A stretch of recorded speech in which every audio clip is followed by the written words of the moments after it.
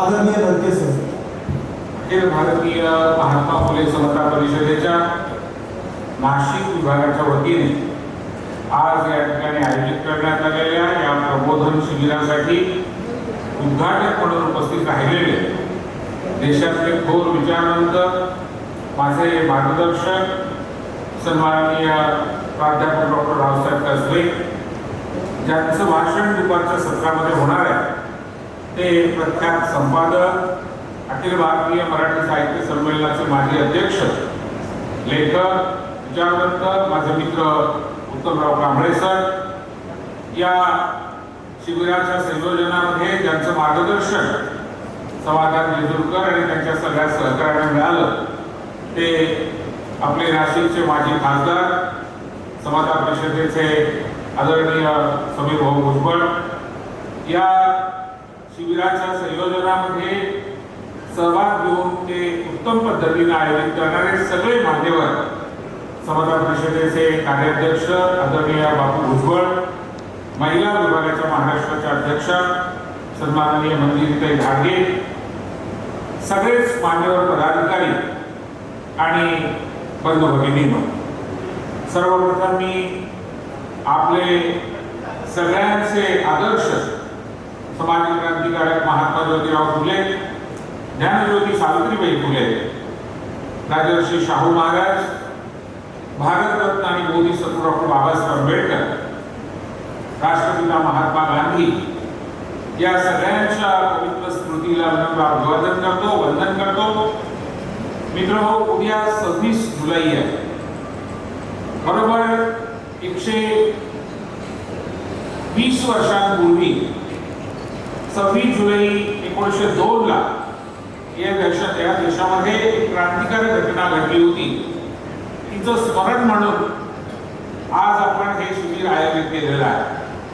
आपल्याला सगळ्यांना माहीत आहे की कोल्हापूर राज्यापुरतं, कोल्हापूर संस्थानापुरतं राजर्षी शाहू महाराजांनी 26 जुलै 1902 ला 50% आरक्षण सर्वप्रथम लागू केलं, त्याचा कायदा लागू केला. त्याला आता 120 वर्ष उद्या होतील. मित्रहो, तिथून सुरू झालेला हा जो प्रवास आहे त्या संबंधामध्ये राज्यघटनेच्या तरतुदी आणि बाबासाहेबांचं काय नेमकं स्वप्न होतं, महात्मा गांधींना, पंडित नेहरूंना काय अभिप्रेत होतं, या संबंधामध्ये आदरणीय रावसाहेब कसबे यांनी अतिशय अभ्यासपूर्ण, चिंतनयुक्त आणि सगळ्या कार्यकर्त्यांना प्रचंड अशा प्रकारचं शिदोरी म्हणून पुढच्या काळामध्ये बोलण्या लिहिण्यासाठी उपयोगी पडेल अशा प्रकारचे विचार दिलेले आहेत.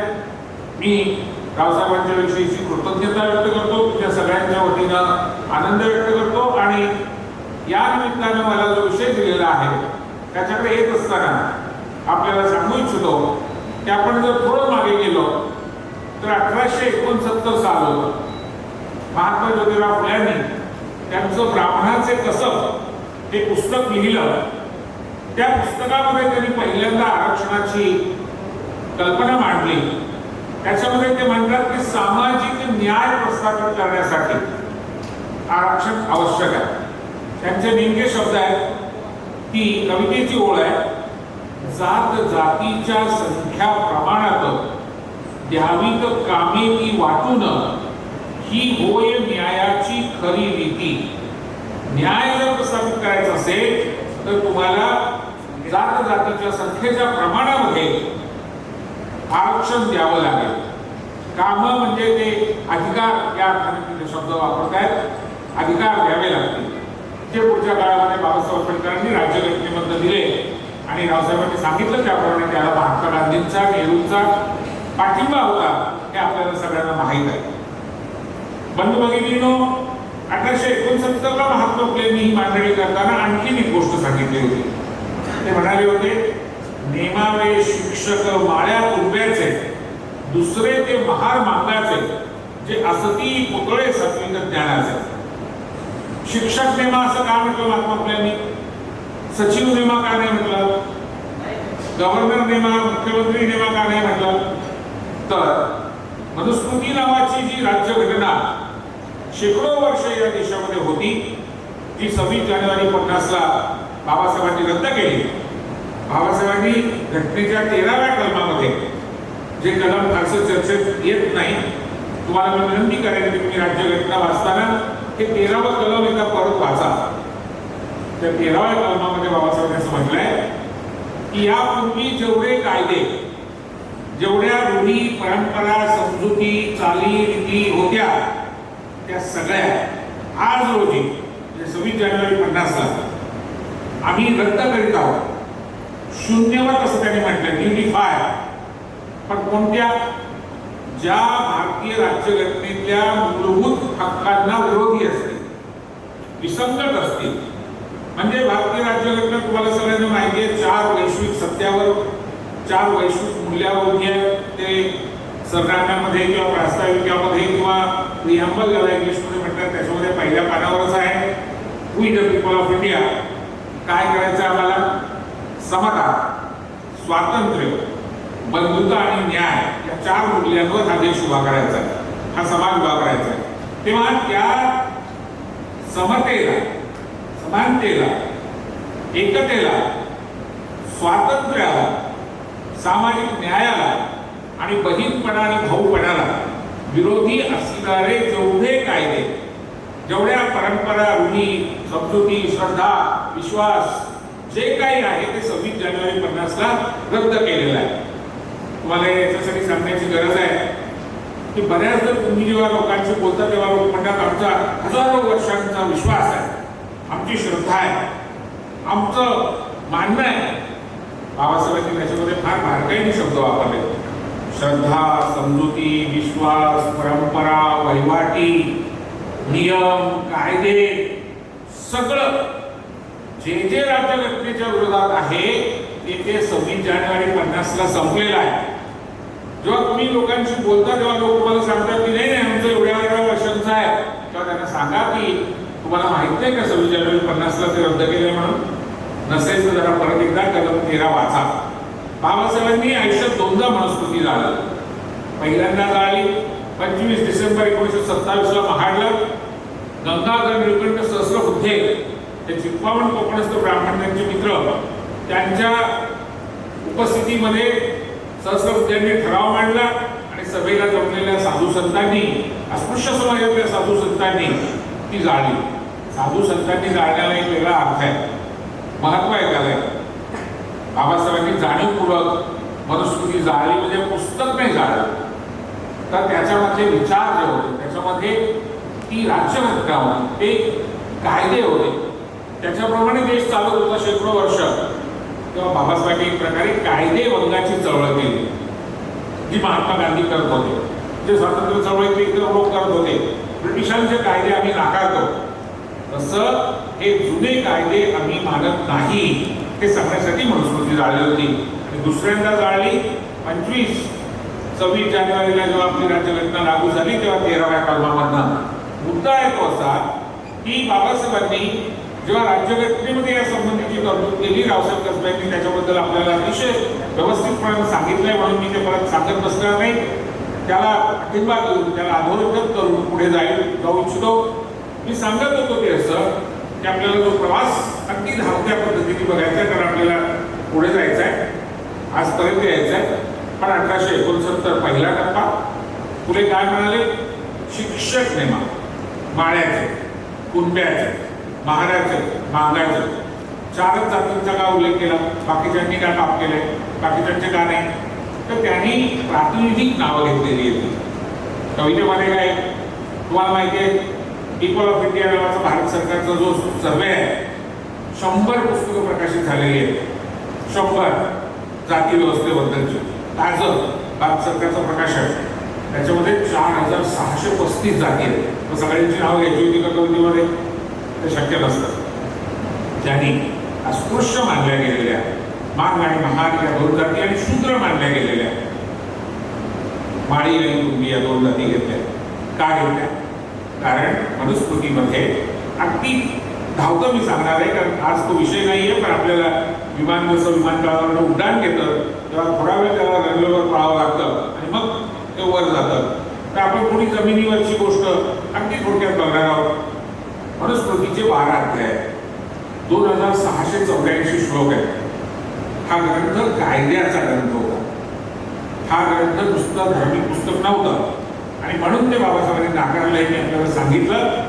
तर मित्रहो, त्याच्यामध्ये पहिल्या अध्यायामध्ये 88 नंबरचा श्लोक आहे आणि काय म्हटलंय त्याच्यामध्ये, आरक्षणाची सुरुवात आपण महात्मा फुले, शाहू महाराज, बाबासाहेब आंबेडकर, महात्मा गांधींपासून करतो की आधुनिक काळात. पण प्राचीन काळामध्ये आरक्षण पहिल्यांदा देशात कोणी आणलं, जगात कोणी आणलं, तर ते मनू नाही. मनू ही एक व्यक्ती होती का, त्या संस्था होत्या का, ते मठ होते का, ते अनेक लोक होते, या चर्चेत तिथे मला जायचं कारण नाही, कारण तो मोठा विषय आहे. आज आपल्याला त्याच्याशी वेळ देण्याचं कारण नाही. पण म्हणून नावाच्या संस्थेने, व्यक्तीने, घटनेने, मठाने, कुणी म्हणा तुम्ही, पहिल्या अध्यायात 88 नंबरचा जो श्लोक लिहिला त्याच्यामध्ये असं म्हटलंय की परमेश्वराने, नीट ऐकून ठेवा, परमेश्वराने 6 अधिकार ब्राह्मणांसाठी राखून ठेवलेला आहे. तर आरक्षण हा शब्द पहिल्यांदा मनुस्मृतीत आला आणि तो पहिल्या अध्यायाच्या 88 नंबर श्लोकामध्ये आला. 6 अधिकार कोणते? पहिला शिकवण्याचा, टीचर, गुरु असण्याचा. आता परवा गुरु पौर्णिमा झाली त्यावेळेला आपल्या सगळे माळी, साळी, तेली, कुंभी, धनगर, वरधारे, आगरी, भंडारे, नावी, शिंपी, सोनार, सुतार पुढे होते अगदी जोरदारपणाने त्या सगळ्याचं गुणगान गाण्यामध्ये, पोवाडे गाण्यामध्ये, फटाके वाजवण्यामध्ये. माहीतच नाही ना की शेकडो वर्ष माळ्यांना, कुंभ्यांना, तेल्यांना, नाव्यांना, शिंप्यांना, सुतारांना शिकायचा अधिकारच नव्हता, शिकवायचा तर नव्हताच नव्हता. तुम्हाला शिकायचा अधिकार नव्हता, शिकवायचा त्याहून नव्हता. ज्या गुरुकुल परंपरेचे तुम्ही गोडवे गाता त्याच्यात तुम्हाला ऍडमिशनच नव्हतं, नो एंट्री. कारण आपण असे उदार लोक आहोत, आम्हाला नाही मिळालं तर काय झालं, आम्ही त्याचं कौतुक करणार.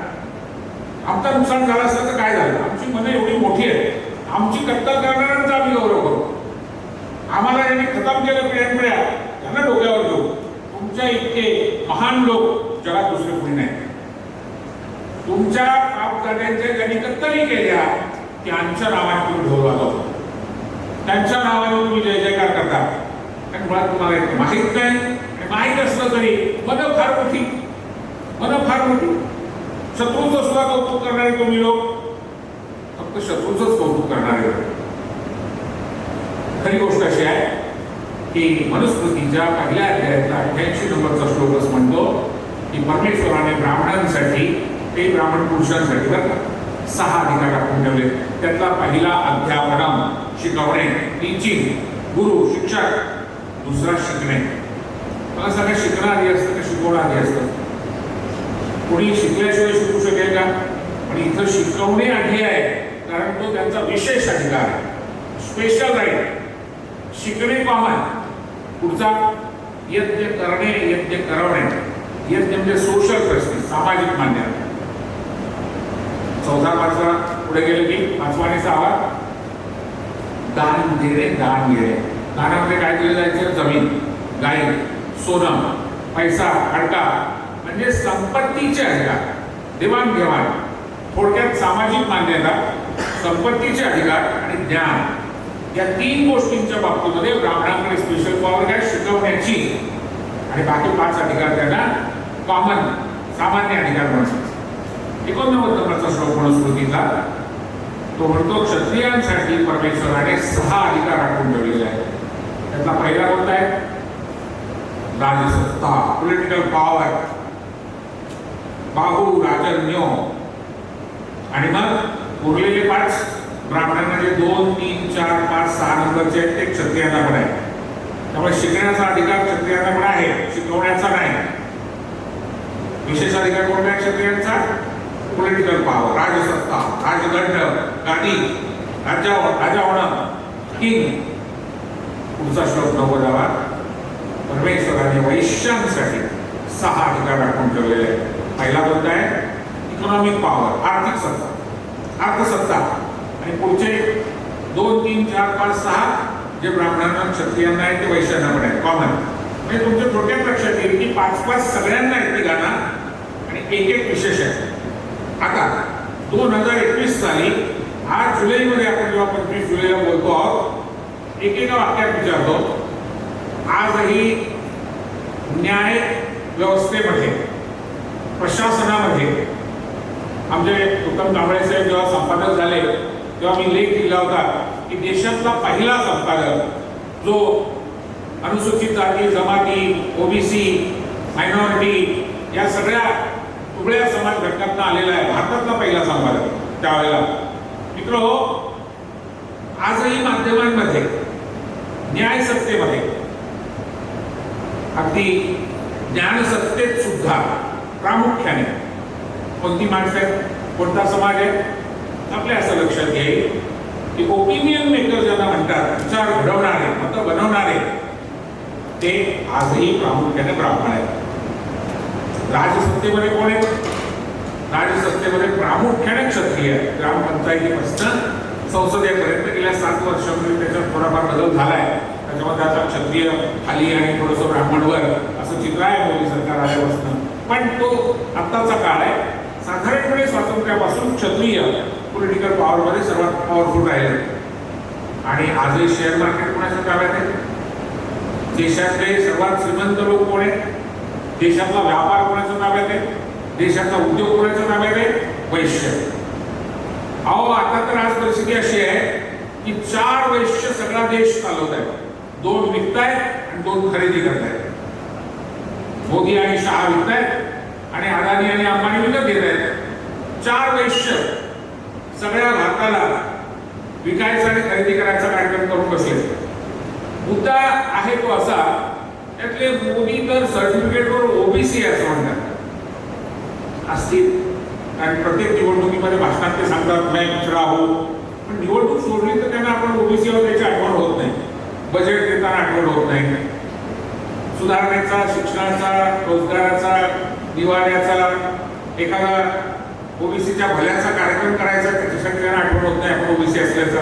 उलट ओबीसी प्राईम मिनिस्टर लहान असताना मेडिकलच्या ज्या खाजगी महाविद्यालयामधल्या जागा आहेत तिथलं ओबीसीचं 10,000 जागा गेल्या 4 वर्षामध्ये रद्द झाल्या आणि केंद्र सरकारने त्याला अमुक संमती दिली. एक तर तमिळनाडू त्याच्या विरुद्ध लढत आहे. ताज्या गोष्टी आहेत, तुम्हाला सगळं माहिती आहे. मोदींनी आणखी एक मोठं पाप केलं. ओबीसींना जे काही बजेटमध्ये थोडंफार दिलं जातं फार कमी दिलं जातं, म्हणजे महिन्याला 1.5 रुपये, वर्षाला 18 रुपये. तर ते सुद्धा त्यांनी जे उच्च वर्गामधले गरीब आहेत, EWS इकॉनॉमिकली वीकर सेक्शन तिकडे वळवले. म्हणजे आता या वर्षीचं बजेट हे पहिलं बजेट असं आहे की ज्याच्यामध्ये ओबीसीचा पैसा तिकडे दिला, तुमच्या हातात धतूर आहे. तुमच्यात एक घुसवले, तुमच्या ताटातलं त्यांना देऊन टाकलं. तुम्हाला किती शिल्लक आहे माहित नाही, शिल्लक असेल की नाही त्याची पण शंका आहे. असं म्हणणं असं आहे की ते गरीब लोक आहेत, उच्चवर्णीय असल्या म्हणून काय झालं, त्यांना मिळायला पाहिजे, पण वेगळं द्या ना, स्वतंत्र द्या ना. आमच्या ताटातलं काय देत आहे? आमच्या ताटात त्याला का बसवतं जेवायला? त्यांना चालत नव्हतं आतापर्यंत. आमचं चालत होतं काय? माळ्याचं, कुंब्याचं, धनगराचं, वंजाऱ्याचं, आग्र्याचं चालत होतं काय? ब्राह्मणांना, क्षत्रियांना, वैश्यांना नव्हतं चालत ना. मग आता कसं काय आमच्या ताटात बसवलं त्यांना? तुम्हाला मला या निमित्तानं सांगायचं हे की आरक्षण म्हणत असताना आपण खरं म्हणजे काय मागतो आहोत? न्याय मागतो आहोत. न्याय मागतो आहोत म्हणजे नेमकं काय मागतो आहोत? महात्मा ज्योतिराव फुले आणि सावित्रीबाईंनी त्यांच्या सत्यशोधक चळवळीने आणि जी पुढे शाहू महाराजांनी बाबासाहेबांनी त्याच्यामध्ये भर घालून आणखी वर नेली विचारधारा, महात्मा गांधींचा पण त्याच्यात पुन्हा पुन्हा उल्लेख करणार आहे. तर मित्र हो, 5 सूत्र होती त्याचे. पहिलं सूत्र होतं ज्ञान निर्मिती, क्रिएशन ऑफ नॉलेज. पण ज्ञान निर्मिती म्हणताना कौशल्यांची निर्मिती. कौशल्य, ओबीसी कोण आहेत? त्यांच्या हातामध्ये जादू आहे. काल मी पोस्ट टाकली होती, किती रुपयाची वाचली मला माहित नाही. आधुनिक मुंबईचे शिल्पकार जगन्नाथ शंकर शेठ, सोनार समाज ओबीसी, त्यांनी रेल्वे कंपनी स्थापन केली, GIP रेल्वे, आणि त्यांनी मुंबई ठाणे पहिल्यांदा रेल्वे सुरू केली. आता हा ओबीसी माणूस आहे आणि त्यांनी एवढं मोठं काम केलंय. आज मी पोस्ट टाकलेली आहे मामा परमानंद, ते वैश्यवाडी ओबीसी, ते भारतातले पहिले सिव्हिल सर्वंट, त्यांना सेक्रेटरी नेमला गव्हर्नरने, आणि त्यांनी महसूल खात्यामध्ये GED मध्ये अतिशय उत्तम काम केलं. म्हणजे आज IAS मध्ये आपले जे काही पुणे असतील त्या सगळ्यांचे ते आजोबा पंजोबा म्हणता येतील.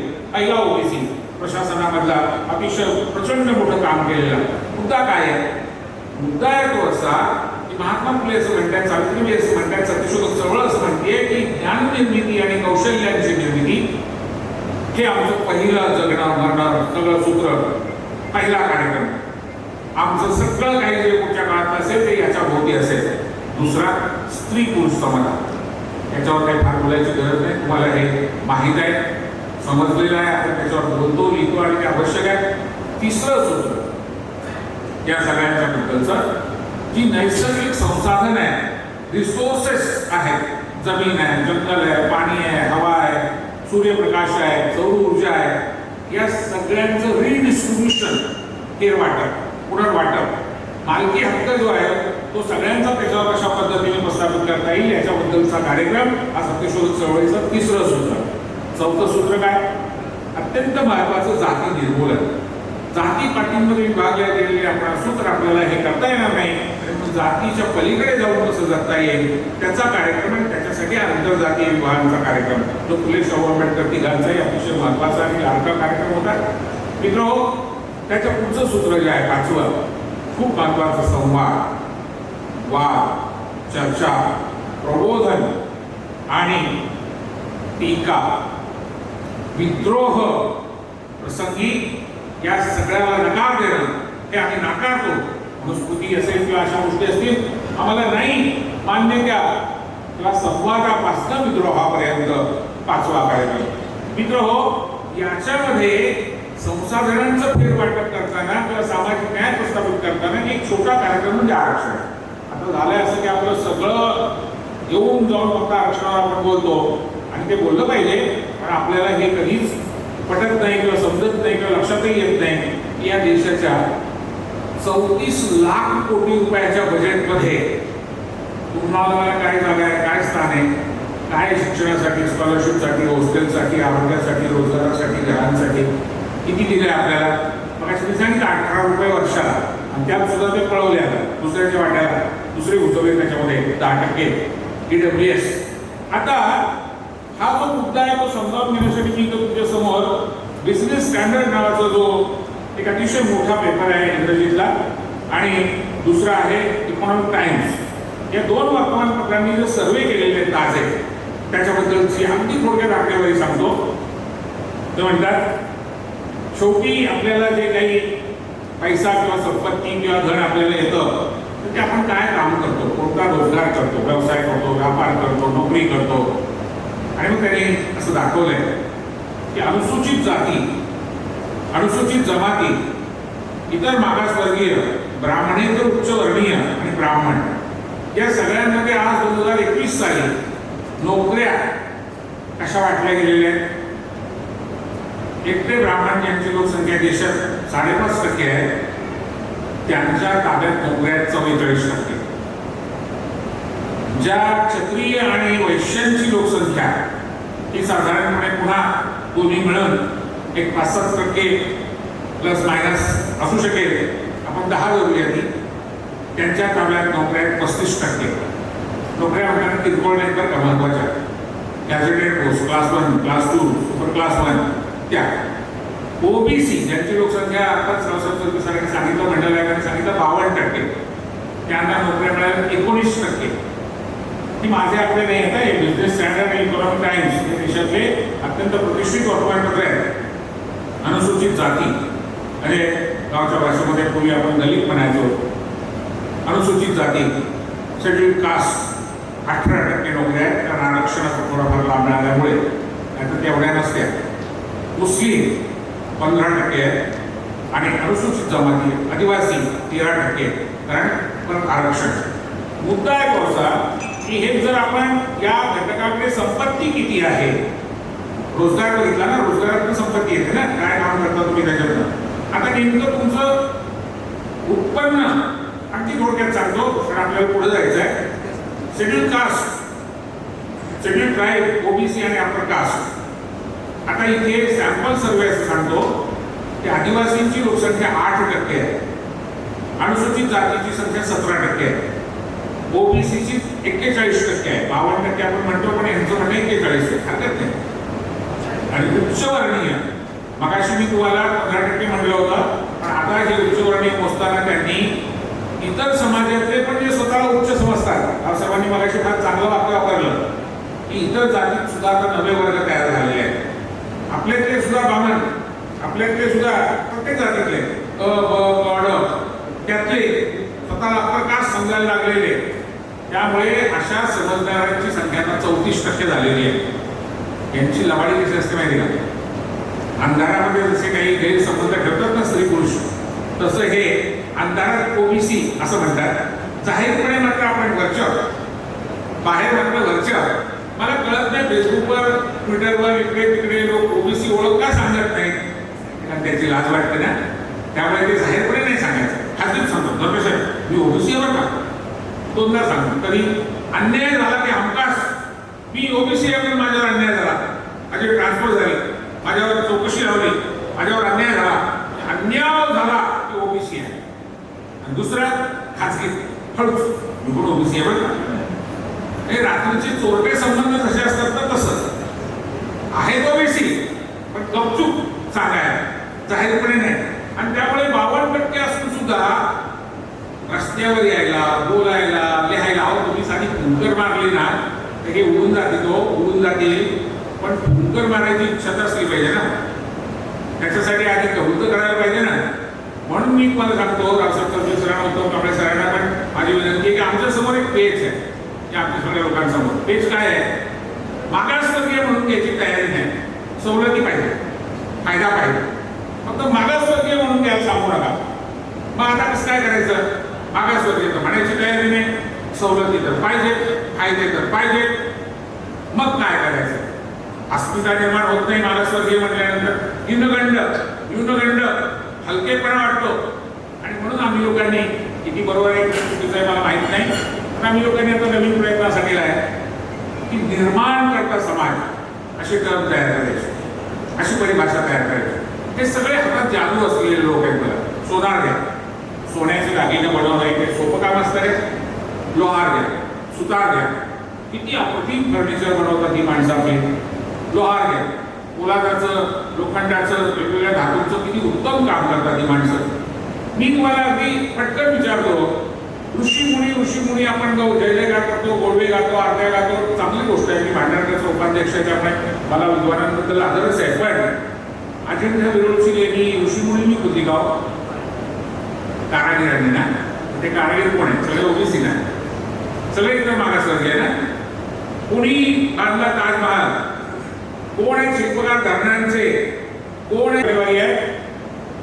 बघा, 8% लोकसंख्या असून सुद्धा 65% उत्पन्न, 17% लोकसंख्या असून सुद्धा 11% उत्पन्न, 41% ओबीसी असून सुद्धा उत्पन्न मात्र 37%.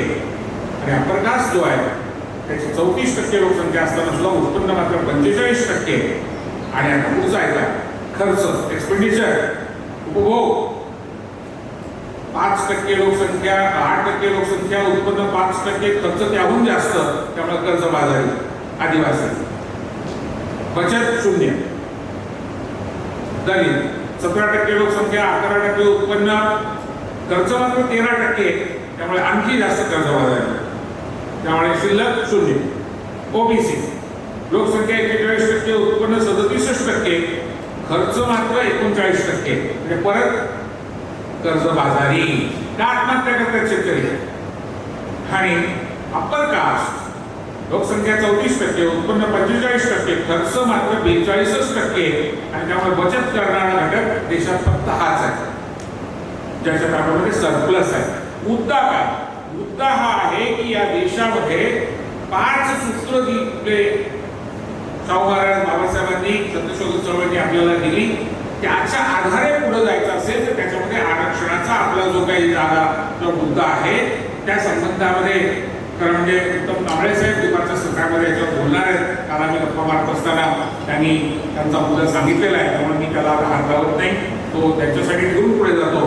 मी आपल्याला एवढंच सांगू इच्छितो या निमित्ताने की आपण जेव्हा प्रवास बघतो किंवा कसं दिसतं, शाहू महाराजांनी कोल्हापुराच्या फक्त केलं ओडियार नावाचे, परत ओबीसी, हा म्हैसूरचा राजा होता पण ओबीसी होता. त्याने 19 साली त्या म्हैसूर राज्यामध्ये आरक्षण ठेवलं. त्यानंतर 19 बाबासाहेबांनी साऊथ बोरो कमिशन समोर ब्रिटिश सरकारसमोर मागणी केली. 28 साली त्यांनी साऊथ बोरोच्या नंतरचं सायमन कमिशन आलं, त्याच्यापुढे मागणी केली. 30 ते 33 मध्ये त्यांनी गोलमेज परिषदांमध्ये मागणी केली आणि त्या सगळ्यांचा परिणाम म्हणून 17 ऑगस्ट 32ला कम्युनल अवॉर्ड ब्रिटिश सरकारने घोषित केलं आणि अनुसूचित जातीसाठी राजकीय आरक्षण त्यांनी घोषित केलं. गांधीजींचे आणि बाबासाहेबांचे मतभेद होते, त्याच्यातनं गांधीजींचं उपोषण झालं, त्यातनं पुणे करार झाला आणि त्यातनं 32 साली अनुसूचित जातींना राजकीय आरक्षण सुरू झालं. जी अनुसूचित जातीची ट्रेन 32 साली सुटली राजकीय आरक्षणाची, ती ओबीसीची 94 साली सुटली. कारण नरसिंहराव सरकार असताना राजीव गांधींचं स्वप्न होतं आणि आधी मंडल आयोग आणि विश्वनाथ प्रताप सिंगांनी लागू केलेल्या योजना या सगळ्यांचा परिपाक म्हणून 73 आणि 74 घटना दुरुस्ती झाली आणि त्याचा परिणाम म्हणून पंचायत राज्यामध्ये ओबीसींना आणि महिलांना आरक्षण आलं. महाराष्ट्रामध्ये शरद पवार सरकारला मुख्यमंत्री होते. छगन भुजबळ साहेबांनी समता परिषदेची स्थापना केली होती आणि पहिली परिषद पुण्यात घेतली. नंतर जालन्यामध्ये आपण प्रचंड मोठी परिषद घेतली आणि नंतर मग परिषदांचा प्रचंड मोठा असा सिलसिला देशभर सुरू झाला. त्याचा उल्लेख रावसाहेबांनी केला. दिल्लीतली परिषद असेल, जयपूर असेल, पाटणा असेल, कितीतरी राज्यांमधल्या तिथे डॉक्टर कमोद सर बसलेले आहेत, हो बापू भुजबळ आहेत, बाकी सगळे अनेक मान्यवर पदाधिकारी आहेत. मला या निमित्ताने एका गोष्टीचा उल्लेख करायचा. ही जी दिग्गज मंडळी आहेत त्यांचं श्रेय, त्यांचं स्थान मोठं आहेच. पण आज आपल्यात नसलेले पांडुरंग गायकवाड नाशिकचे, त्यांनी इथे काम सुरू केलं. उत्तम कांबळे साहेबांशी त्यांनी चर्चा केली, विचारल्याने त्याला समजून घेतलं आणि मग जी चव्हाण त्यांच्यासोबत होते, त्यावेळेला वामनदादा होते, वामनदादा कर्डक आणि त्यांची टीम तयार झाली आणि त्याच्यातलं आज ते नाही आहेत आणि जी आहेत जी खूप आजारी असतात. पांडुरंग गायकवाड नाही आहेत किंवा वामनदादा पण नाही आहेत, पण त्यांच्यातला एक अतिशय तरुण मुलगा त्यावेळेचा, सगळ्यात ज्युनियर असलेला पण खूप जाणता असलेला, आज आता समता परिषदेमध्ये अतिशय महत्वाच्या ठिकाणी आहे, तुम्ही सगळे त्याला ओळखतात. त्याच्यासाठी एकदा जोरदार टाळ्या. रवी सोनार नाही, पुण्यात सुद्धा जास्त टाळ्या वाटतात नाही, आवाज नाही आला.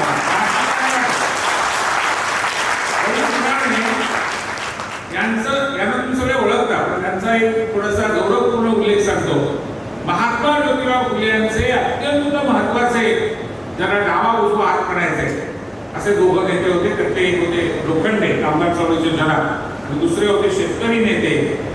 वर्तमानपत्र ज्यांनी भारतात पहिल्यांदा सुरू केलं, अगदी केसरी आणि मराठीच्या आधी सुरू केलं, ते दीनबंधूकार कृष्णराव पांडुरंग भालेकर.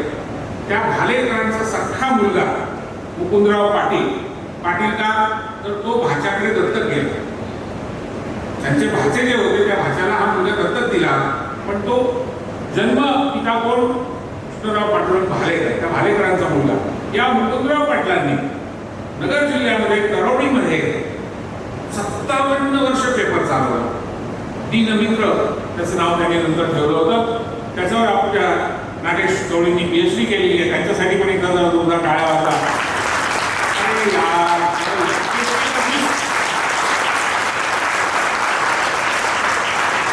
मुकुंदराव पाटलांचा सख्खा नातू म्हणजे रवी सोनार.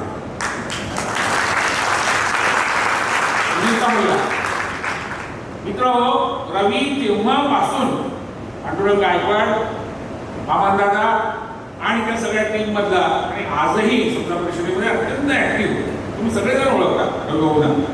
मला हे का सांगायचं तुम्हाला, तर भुजबळ साहेबांचं या संदर्भातलं जे योगदान आहे ते अनपॅरलल आहे, युनिक आहे. तसं योगदान इतर कुणाचं नाही आहे.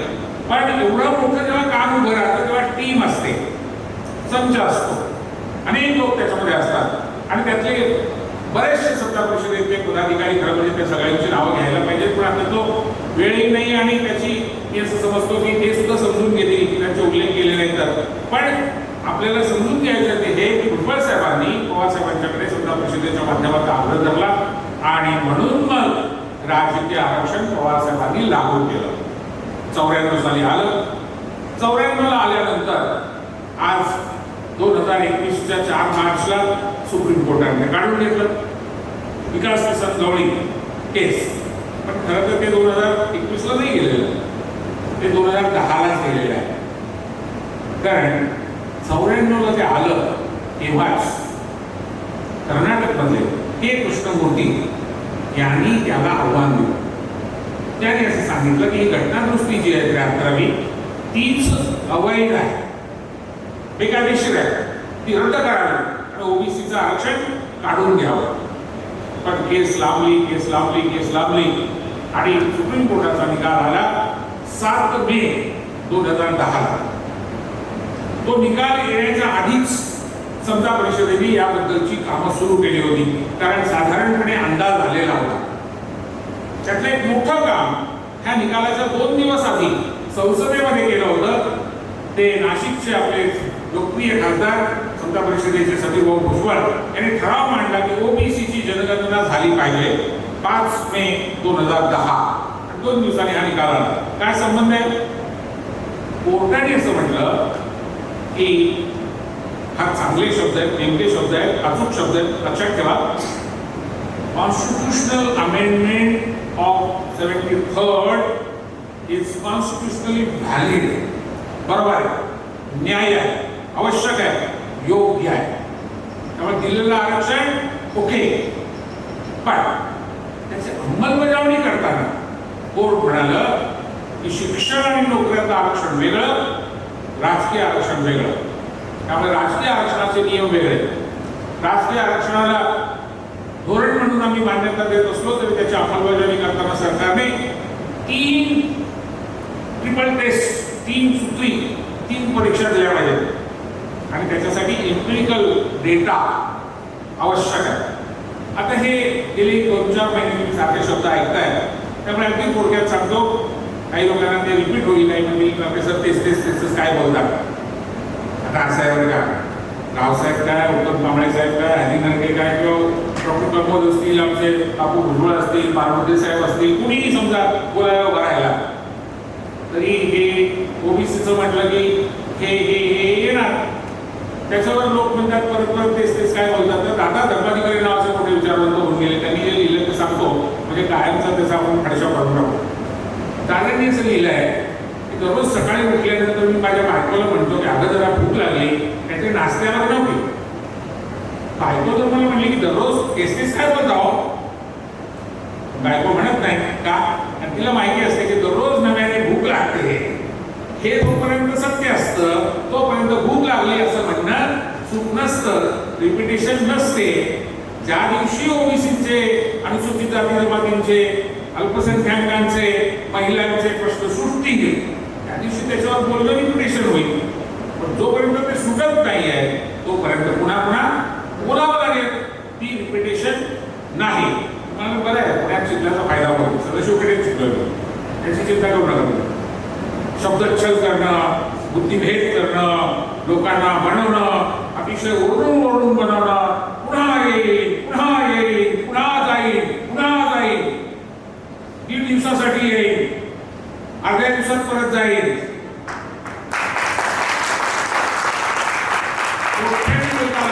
मोठ्याने आणि असा दम, अशी दहशत कोणी अडवायचीच हिंमत करत नाही. पहिल्यांदा त्याला कोणी अडवलं असेल तर महाराष्ट्राच्या विधान सभेमध्ये सगळ्यात भुजबळ सरकारने अडवलं. पुरावे दिले, त्याला उत्तर द्यायला लागलं म्हणून यांनी पळून गेले, सभागृहात सभात्याग करून टाकला. मित्रांनो, 2010 साली जो निकाल आला होता त्याच्यामध्ये एम्पिरिकल डेटा आपण जनगणना सुरू करायला सांगितली होती. जनगणनेमध्ये जी माहिती तयार केली जाते ती आणि एम्पिरिकल डेटामधल्या जवळजवळ 80% गोष्टी एकसारख्या आहेत. 10-20% इतर गोष्टी आहेत. पण जनगणना म्हणजे काहीतरी वेगळी आणि एम्पिरिकल डेटा म्हणजे पूर्ण वेगळा असा जो काही त्यांनी प्रचार चालवला आहे. आपल्यातले सुद्धा काही लोक त्याला बळी पडलेले आहेत. किंबहुना ते एवढे हुशार आहेत की ते आपल्यातल्याच समजांना तयार करतात आपल्या विरुद्ध. ही नावं घेणार नाही त्यांची, पण कविता त्या मित्रांना माहिती आहे, बाकी तुम्हाला अनेकांना माहिती आहे, ते जोडीला माहिती आहे कोण लोक आहेत आपल्याकडचे, त्यांना कसं लगेच. खरं तर हे फक्त कार्पोरेटर वगैरे हो, नागपूर महापालिकेत कुठलं तरी एक फडतूस महापालिकेचं नगरसेवक पद, त्याच्या पलीकडे काय नाही. आणि सत्ता जाता 3 दिवसासाठी दिलेलं ओबीसी महामंडळाचं उपाध्यक्षपद. आता आमच्याकडे 2 अध्यक्ष राहिले. बापू अध्यक्ष होते, डॉक्टर प्रमोद अध्यक्ष होते, तुम्हाला तर अध्यक्षपद पण नाही मिळालं, तुम्हाला उपाध्यक्ष ते 2 दिवसासाठी मिळेल. पण हे बोलत राहणार, लिहित राहणार. आणि या नाशिकमधल्या आमच्या ताई, आता म्हणजे आम्हाला आदर आहे त्यांचा, कारण ती सून आहे आमची, आमच्या घरातली, भले ती नसेल आमच्या समाजातली, पण आम्ही जातपात मानत नाही. ती आमची सून म्हणून आली आहे ना, आम्ही स्वीकारला तिला, पण मग तिला कामाला लावायचं. आणखी कुणीतरी वाळू माफिया असतो, तो त्याच्या मतदारसंघामध्ये वाळूच्या लवाड्या करण्यासाठी प्रसिद्ध असतो. कविताताई भेटण्याला चांगलं माहिती आहे जय विजय काय आहे तो. आणि मग ते बोलायला लागतात भुजबळ साहेबांच्या बद्दल, ओबीसीच्या संदर्भामध्ये. आणि हे हा चतुराईने केलं जातं. तुमच्या समाजातली माणसं तुमच्या विरुद्ध उभी केली जातात. विषय काय? विषय असा आहे की इम्पेरिकल डेटा म्हणजे अनुभवावर आधारलेली आकडेवारी. पण साहेब काय म्हणाले, विरोधी पक्ष नेते, ते म्हटले जनगणना नकोच, आम्हाला इम्पेरिकल डेटा पाहिजे. आणि अधिवेशनाच्या दिवशी काय म्हणाले विधान भवनाच्या बाहेर, इम्पेरिकल डेटा नको, इम्पेरिकल इन्क्वायरी पाहिजे. एकदम दररोज शब्द बदलायचा, दररोज. आणि आपले लोक पण एवढे हुशार असतात, कोण कोण म्हणतात साहेब ते काय फरक आहे त्याच्यात, इन्क्वायरी म्हणजे काय नेमकं, डेटा म्हणजे काय, मग लोक जनगणना म्हणजे काय. अरे 2010 साली मागितली भाऊ सुनील भाऊंनी, आमच्या विधानसभेने दिल्लीमध्ये जाऊन 100 खासदारांकडे लॉबिंग केलं. 100. शरद यादव, लालू प्रसाद यादव, मुलायम सिंग यादव, अजित सिंग, प्रणव मुखर्जी, पी चिदंबरम, वीरप्पा मोईली, ते पांडिचेरीचे मुख्यमंत्री होते परवा सामी, काँग्रेस पक्षातले. किती लोकांना भेटून त्यांना समजावून सांगून हा विषय मांडून. आणि काय मुद्दा होता, 100 खासदार उभे राहिले समीर भाऊंच्या या मागणीच्या मागे. त्याचं पहिलं नाव अतिशय आदरणीय असलेले आपल्याला गोपीनाथ मुंडे साहेब, त्यांनी जाहीरपणे सांगितलं होतं की या विषयात माझे नेते सगळ्यांनी पडा. फार मोठं धाडस होतं त्यांचं. ते उपनेते होते भाजपचे तेव्हाचे. 100 खासदारांनी मागणी केली आणि काँग्रेस पक्षाच्या सरकारला विचार करावा लागला. मनमोहन सिंग मान्य केलं की आम्ही ही जनगणना करू. कशासाठी होती जनगणना? थोडक्यात इतिहास सांगतो. ब्रिटिश भारतात आले आणि भारत समजावून घ्यायचा, त्याच्यावर राज्य करायचं ते कोण लोक आहेत कळलं पाहिजे ना. म्हणून 1871-72 साली त्यांनी जनगणना सुरू केली. ती जातनिहाय जनगणना होती. दर 10 वर्षांनी ब्रिटिश सरकार जातनिहाय जनगणना करायचं. 71, 81, 91, 1901, 1911, 1921, 1931. 31ला शेवटची जातनिहाय जनगणना झाली.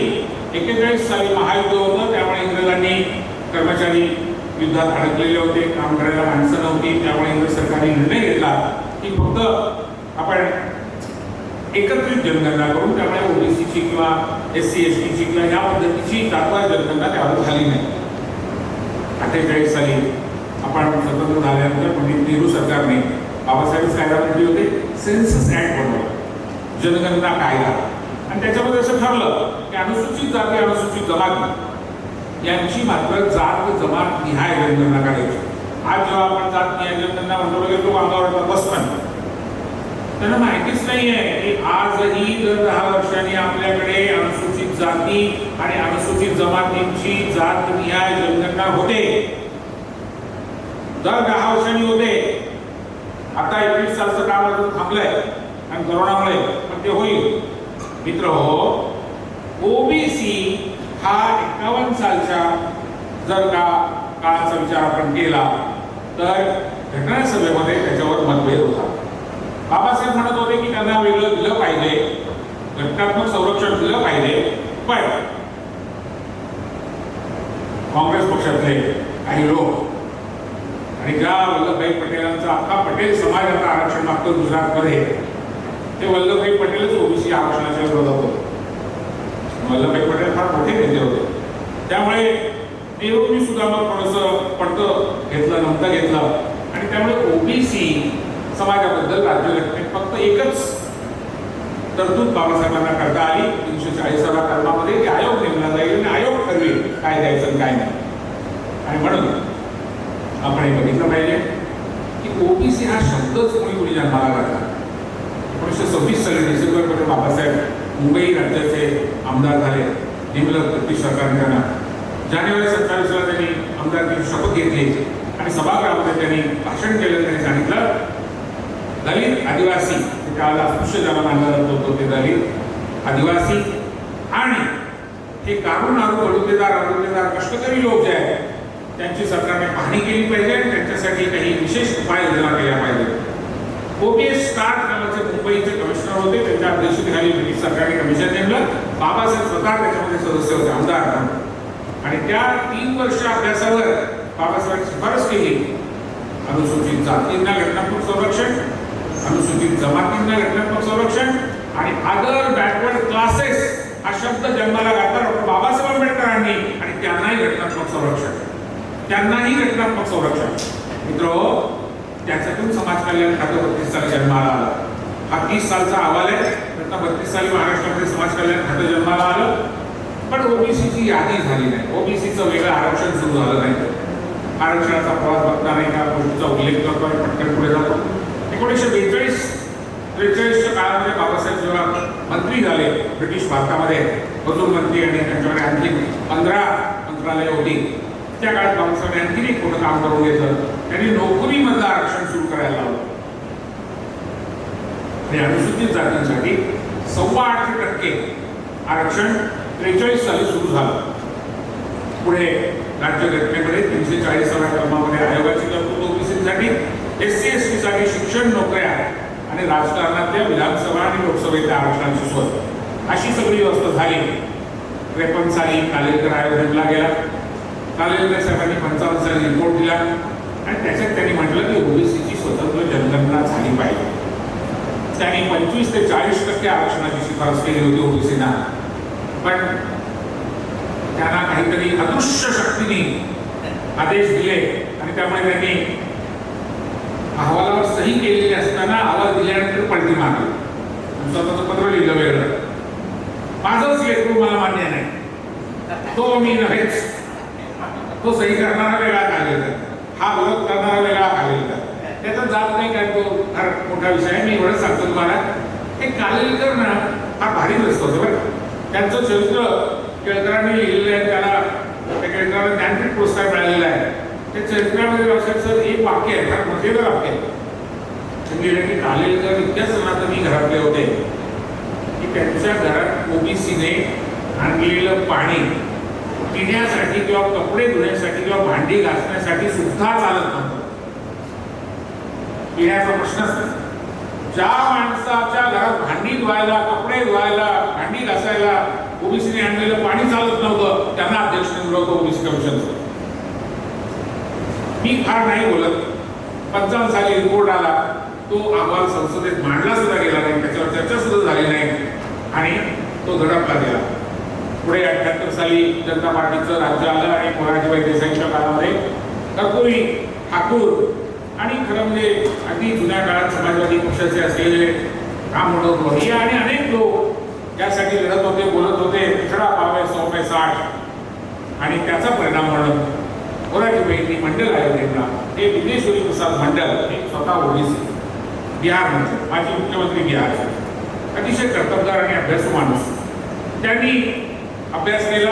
पण तोपर्यंत जनता पार्टीचं सरकार गेलं. नंतर चरण सिंग आले होते, ते पण गेले. नंतर इंदिरा गांधी आल्या. त्यांनी रिपोर्ट दिला आणि त्यांनी सांगितलं 3,742 जातींना ओबीसी म्हणून मान्यता मिळाली आणि 27% आरक्षण देण्यात यावं. खरं तर आज मंडळ लागू झालाय ना एका वाक्यात सांगतो फक्त 2.5 ते 3% लागू झाले. अजून 97-98% मंडळात बाकी आहे. तो मिळालेलाच नाहीये. पण जो लागू झालाय तो सुद्धा चालत नाहीये. तो सुद्धा कसा काढून घेता येईल याचा प्रयत्न चालू आहे. त्याचा पहिला भाग म्हणजे मी मगाशी म्हणालो तसं कृष्णमूर्ती केस. आणि मग कृष्णमूर्ती केसमध्ये काय राजकीय आरक्षण वेगळं आणि शिक्षण नोकऱ्यातलं वेगळं आणि मग डाटा तयार करायचा आणि त्रिसूत्री. काय त्रिसूत्री एका वाक्यात लक्षात ठेवा. पहिलं सूत्र ओबीसीचं मागासलेपण बॅकवर्डनेस सिद्ध करा. कसं सिद्ध करायचं मागासलेपण? सामाजिक मागासलेपण, शैक्षणिक मागासलेपण, आर्थिक मागासलेपण याचा सगळ्याचा अभ्यास करून सिद्ध करता येतं.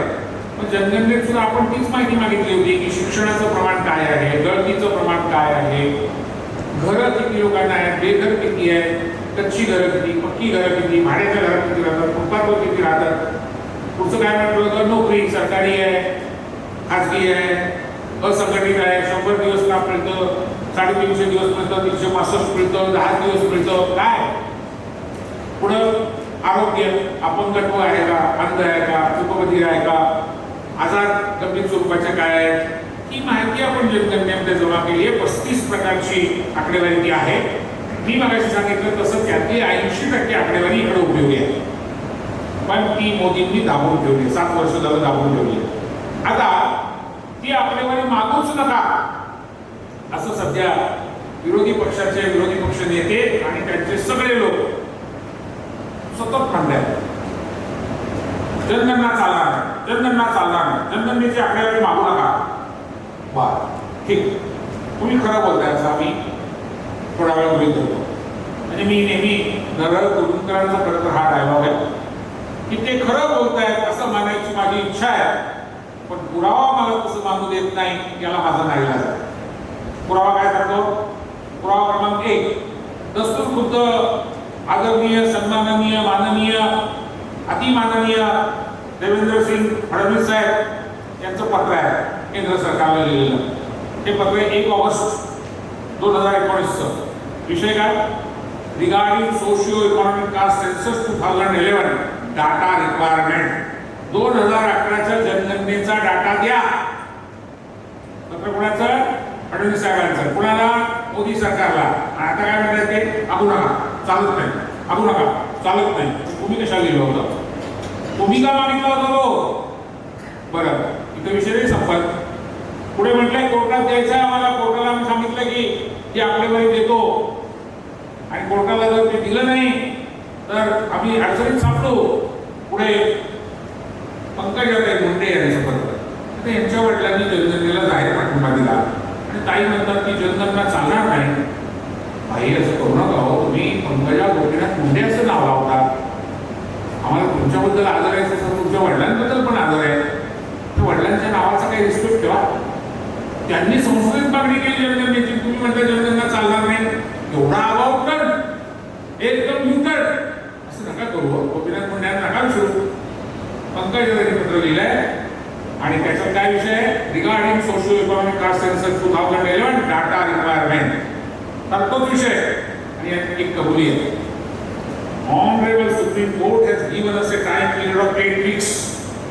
8 आठवड्याची मुदत आम्हाला सुप्रीम कोर्टाने दिलेली आहे, आणि त्यात आम्ही जर ही आकडेवारी दिली नाही तर ओबीसीचं जिल्हा परिषद, पंचायत समिती, ग्रामपंचायती, महानगरपालिका, नगरपालिकांमधलं आरक्षण जाईल.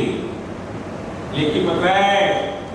त्यानंतर त्यांचंच सरकार होतं, त्यांनी ते दिलं नाही म्हणून विकास वर्षंगवळी ही केस जी आहे ती राज्य सरकारच्या विरुद्ध गेली. पण हे दडवून ठेवायचं, हे सांगायचंच नाही.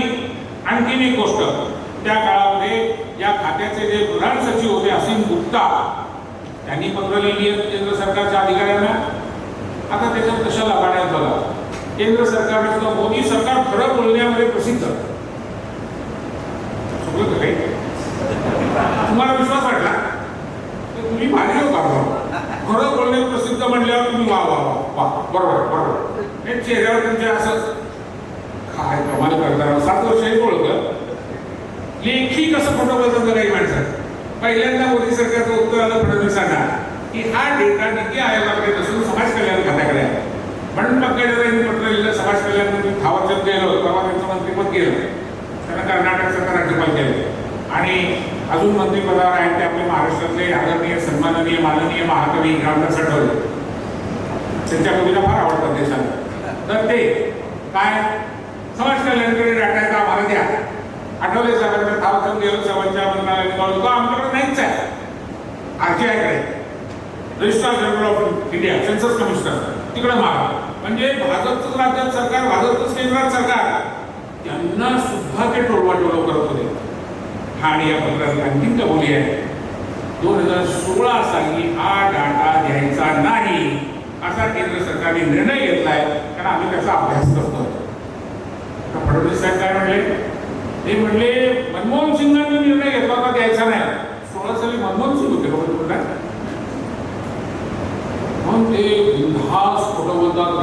मोठं बोलतात आणि तुम्ही सगळे फार भारी बोलतात, फार जोरदार बोलतात. 16 साली केंद्र सरकारचं उत्तर आहे, ठरवलंय त्याच्यामध्ये चुका आहेत आणि त्याच्यावर आम्ही अभ्यास करतोय. पण हे म्हणले 8 कोटी चुका आहेत, त्याच्यामध्ये म्हणले 1% चुका आहे.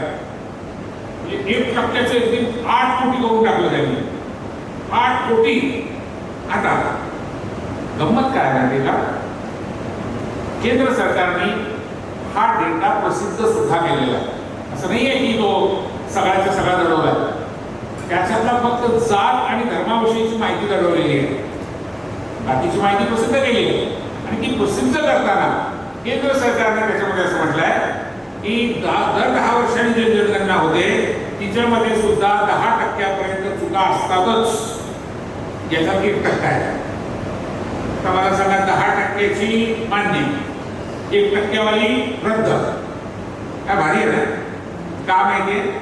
आता प्रतिसादी पिशवी द्यावी, त्याच्यामध्ये पुस्तक आहे, आणायचं राहिलं 1 मिनिटात. आपण महात्मा फुले समता परिषदेतर्फे भुजबळ साहेबांच्या मार्गदर्शनाखाली आपण त्याच वेळेला या जनगणनेबद्दलचं एक पुस्तक प्रकाशित केलेलं आहे. तुमच्यापैकी काही लोकांकडे ते असेल, काही लोकांकडे नसेलही, पण आता त्याची आवृत्ती संपली आहे. मला आताच कर्नल साहेब म्हणत होते की ते पुस्तक हवं आहे आणि करायचं आहे. पण सध्या या लढाईमध्ये ते खूप महत्त्वाचं आहे.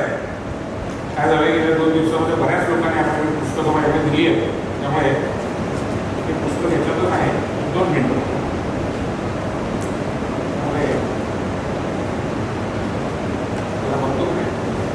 जनगणनेचं पुस्तक काढलं. तर मित्र, ओबीसी जनगणना समर्थन आणि विरोध, नाही मोठं पुस्तक भुजबळ साहेबांचं पुस्तक, तर ते आपण प्रसिद्ध केलं. 312 नाही मोठं पुस्तक, 312 महात्मा फुलेंचा आणि भुजबळ साहेबांचा फोटो आहे त्याच्यावर, सगळे काढावं लागेल. हा हे पुस्तक हे का करून ठेवलं आपण 2010-11 साली? कारण हे RSS वाले लोक महाडॅमेज. मंडल आयोगाला यांनी कायम विरोध केला. मंडल आयोग लागू होऊ नये म्हणून रथयात्रा काढली. भलतंच काहीतरी लोकांना वळवायचं, दिशाभूल करायची, लोकांचं लक्ष दुसरीकडे वेधायचं. रावसाहेबांनी सांगितलं की आपल्या पण लोकांना असं वाटतं की मंडल आयोग म्हणजे काहीतरी दलित आदिवासींसाठीच आहे. मी अनुभव देवी रावसाहेब सर, केडगाव माझ्या मामाचं गाव, त्याच्या शेजारी पारगाव नावाचं गाव आहे. ते बहुतेक सगळं वेळ कमी आहे आणि आपल्याला पुढे जायचं आहे म्हणून मी फक्त धावत्या पद्धतीने एक तुम्हाला RSSचं पत्रक वाचून दाखवणार आहे. ते या पुस्तकात छापलेलं आहे. राष्ट्रीय स्वयंसेवक संघ, जिच्या हातात मोदींचा आणि देवेंद्र फडणवीसांचा रिमोट कंट्रोल आहे, त्या संघटनेचं 2010 सालचं पत्रक आहे. मोहन भागवत आता ते सरसंघचालक आहे, ते क्रमांक 1चं पद आणि क्रमांक 2चं पद त्यांच्याकडे सरकार्यवाह हे असतं. त्या सरकार्यवाह भैयाजी जोशींनी 24 मेला काढलेलं आणि तरुण भारत नागपूर मध्ये प्रसिद्ध झालेलं हे पत्रक, त्याच्यामध्ये त्यांनी असं म्हटलंय की जनगणना करण्याचा जो निर्णय केंद्र सरकारने घेतलेला आहे तो सामाजिक समरसता आणि एकात्मता यांना दुबळं करणारा असल्यामुळे हा राष्ट्रीय एकात्मता विरोधी कार्यक्रम आम्हाला मान्य नाही. हे RSSचं अधिकृत मत आहे आणि त्यामुळे त्याच्यात चुका आहे, ते चुकीचंच आहे, ते वाईटच आहे, ते नकोच आहे. ही सगळी पोपटपंची का चालू आहे? बोलायला द्राक्ष आंबट असतात. आधीच ठरलेलं आहे की ते चुकीचं आहे म्हणायचं आहे, ते वाईट आहे म्हणायचं आहे. कारण तुमचा तिला विरोध होता, तरीही तुमच्या पक्षाचे नेते गोपीनाथ मुंडे यांनी तुम्हाला जुमानलं नाही आणि पाठिंबा दिला होता भुजबळ साहेबांच्यामुळे.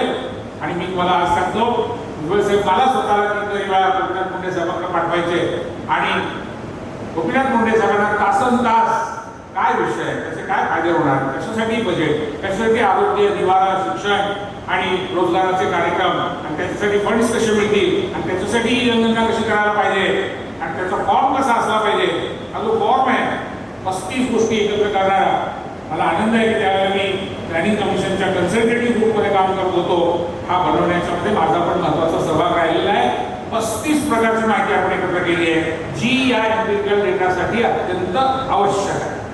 आता त्रिसूत्रीमधलं पहिलं सूत्र मागासलेपण सिद्ध करणं, दुसरं सूत्र प्रतिनिधित्व सिद्ध करणं, रिप्रेझेंटेशन. म्हणजे ओपनमधनं तुम्हाला काही जागा मिळाल्या का? खुल्या जागांना ग्रामपंचायतीमध्ये, पंचायत समिती, जिल्हा परिषद, नगरपालिका, महानगरपालिकेमध्ये तुमचं कोणी निवडून आलंय? किती आले? जास्त आले, कमी आले, अंडर रिप्रेझेंटेशन, ओव्हर रिप्रेझेंटेशन, तुम्हाला ते सिद्ध करावं लागेल. आणि मग प्रत्येक ठिकाणी एकसारखं नाही मिळणार. म्हणजे सगळीकडे 27% असं नाही करता येणार. एखाद्या ग्रामपंचायतीत 27 मिळेल, एखाद्यामध्ये कदाचित 0% मिळेल, काही ठिकाणी 4% मिळेल, काही ठिकाणी 10% मिळेल. कारण तिथलं मागासलेपण आणि तिथलं प्रतिनिधित्व. आणि तिसरी अट, सगळं आरक्षण 50च्या वर जाता कामा नये. अनुसूचित जाती जमाती आणि ओबीसी तिघांचं मिळून 50च्या वर नाही जाता कामा. म्हणजे समजा तुम्ही नाशिक जिल्ह्यातला एखादा आदिवासी बहुल तालुका घेतला, तर तिथे आदिवासींची लोकसंख्या जास्त असल्यामुळे त्यांचं आणि अनुसूचित जातीचं मिळून आरक्षण सुद्धा 50 पर्यंत गेलं तर ओबीसीला नाही मिळणार. गडचिरोलीमध्ये नाही मिळणार कदाचित, पालघरमध्ये नाही मिळणार कदाचित, किंवा कमी मिळेल. पण इथे 27 हा आकडा सरसकट असणार नाही. पवार साहेबांनी, भुजबळ साहेबांनी त्यावेळेला 27% का ठरवलं होतं? कारण मंडळ आयोगाने जे आरक्षण दिलं होतं सामाजिक, म्हणजे शिक्षणातलं आणि नोकरीतलं, ते 27 होतं. म्हणून राजकारणात पण यांनी 27 ठरवलं होतं. पण देवेंद्र फडणवीसांनी आणखीन एक काम केलं. त्यांनी एक अध्यादेश काढला. हा तो अध्यादेश आहे, 31 जुलैला काढला. आणि त्याच्यात काय म्हटलंय? त्याच्यात म्हटलंय, the same act provide for reservation of 27% of such seats to the backward classes citizens irrespective of the number of population of the persons belonging to the such category. त्यांची लोकसंख्या लक्षात न घेता त्यांना 27% दिलेलं आहे 94च्या कायद्यात. Honorable Court said us to reconsider the provision, and that's why the seats to be reserved for the persons belonging to the backward class of citizens in the village panchayat, panchayat samiti, jilla parishad shall bear as near as may be in the same proportion of the population of the total number of seats to be filled in the direct election in the concerned local authority of the area. सोपं करतो, लोकसंख्येच्या प्रमाणात त्यांना द्या, त्यांची जेवढी लोकसंख्या असेल तेवढं, असा अध्यादेश काढला. आता 80 जागा या एका देवेंद्र फडणवीसांच्या सहीने ओबीसीच्या गेल्या.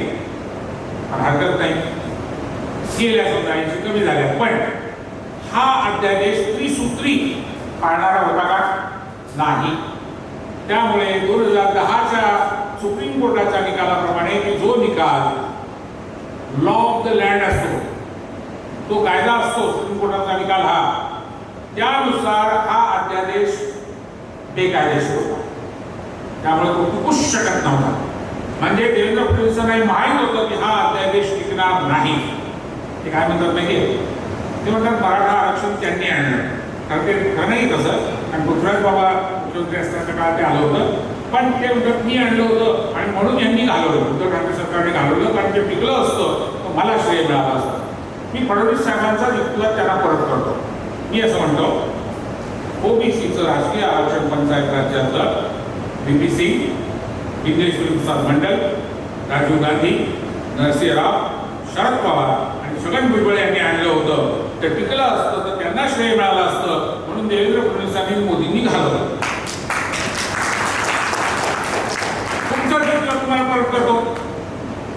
ते पुढे असंही म्हणतात की हा निकाल जो आहे ना, हा फक्त महाराष्ट्रात होत आहे, हा देशाला लागू नाही. आता तुम्हाला मुद्दा मी वाचून दाखवतो, कारण फडणवीस वकील आहेत असं म्हणतात आणि त्यांच्या नेत्याप्रमाणे त्यांची डिग्री फेक नसेल अशी मला आशा आहे. आणि ते वकिलीची परीक्षा पास झाली असतील अशी पण मला आशा आहे. आता मी तुमच्या समोर निकाल पत्रातला कोर्टाने नेमकं काय म्हटलंय तो मुद्दा वाचून दाखवतो. हरी नरके म्हणून विश्वास ठेवू नका, सुप्रीम कोर्टावर विश्वास ठेवायला गेलो. सुप्रीम कोर्ट म्हणतात 10 नंबरचा para, despite this declaration of law and general observation come directions issued to all the states, सर्व राज्यांना दिलेल्या सूचना आणि फडणवीस साहेब काय म्हणतात फक्त महाराष्ट्रालाच लागू आहे. इतकं खोटं कसं बोलता येतं? त्याचं कारण त्यांना खोटं बोलण्याचं 3 वर्ष प्रशिक्षण दिलं जातं. OTC 1, OTC 2, OTC 3 officer training camp असतो 1 महिन्याचा. खोटे कसे बोलावे, पेटून कसे बोलावे, ओरडून कसे बोलावे, समोरच्याच्या अंगावर धावून जाऊन कसे बोलावे आणि अंगलट आल्यास पक्षत्याग कसा करावा, पळून कसे जावे. त्याने विचारलं पत्रकारांनी की हरिना के तुमच्याबद्दल असं म्हणताय तर तुम्ही का नाही उत्तर देत? म्हणजे नाही मला त्यांच्याबद्दल आदर आहे, ते विद्वान आहेत, ते विचारवंत आहेत आणि त्यांना मी उत्तर देणार नाही. पण मला भास होतो की ते राष्ट्रवादीचे प्रवक्ते आहेत. राष्ट्रवादीचा प्रवक्ता असणं म्हणजे काही वाईट नाही, पण मी कुठल्याच पक्षाचा मेंबर सुद्धा नाही, सदस्य पण नाही. प्रवक्ता कसा असणार? त्यामुळे मी नाही आहे म्हणून असतो तो गोष्ट वेगळी. पण त्यामुळे मला भास होता. काय सांगली मला विचारलं की नरेश साहेब तुमचं काय म्हणणं म्हणून अरे ते तरुणच म्हटलं त्यांची गरज आहे. त्यांच्या आंतरराष्ट्रीय पक्षातले ते 5व्या क्रमांकाचे आंतरराष्ट्रीय नेते आहेत. त्यांची गरज आहे देशाला आणि जगाला. तेव्हा त्यांना भास होत असते की ते आजारी आहेत, लवकरात लवकर हॉस्पिटलमध्ये न्या, त्यांच्यावर तात्काळ ट्रीटमेंट करा. तरुण माणूस आहे, लवकरात लवकर ट्रीटमेंट करा. पैसे नसतील तर वर्गणी काढू आम्ही, पण औषध पाणी करा. माणसाला भास होणं वाईट, भास होत आहे त्यांना म्हणे. मी 6 महिन्यापूर्वी त्यांना आव्हान दिलं की तुम्ही या चर्चेला, माझे 10 प्रश्न त्याची द्या उत्तर आहे. नागपूरमध्ये विचारलं त्यांना की दर्गे साहेबांनी तुम्हाला बोलवलं चर्चेला? नाही नाही म्हणे, मी त्यांच्याबरोबर चर्चा करू शकत नाही. हा त्यांच्याबरोबर आदर आहे. हे आदर आहे विचार नाही, हे टिपिकल सदस्य पेठी आहे.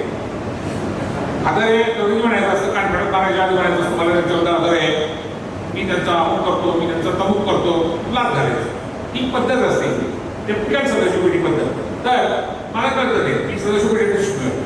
मुद्दा आहे असा की तुम्ही का नाही चर्चेला म्हणले नाही, पण मी त्यांचे नेते सगळं भुजबळ त्यांच्याशी चर्चा करायला तयार आहे. सेकंड भुजबळ जसा चर्चा करतील ते मोदीशी करतील ना, ते चर्चाच करायची असेल तर मोदीशी करतील.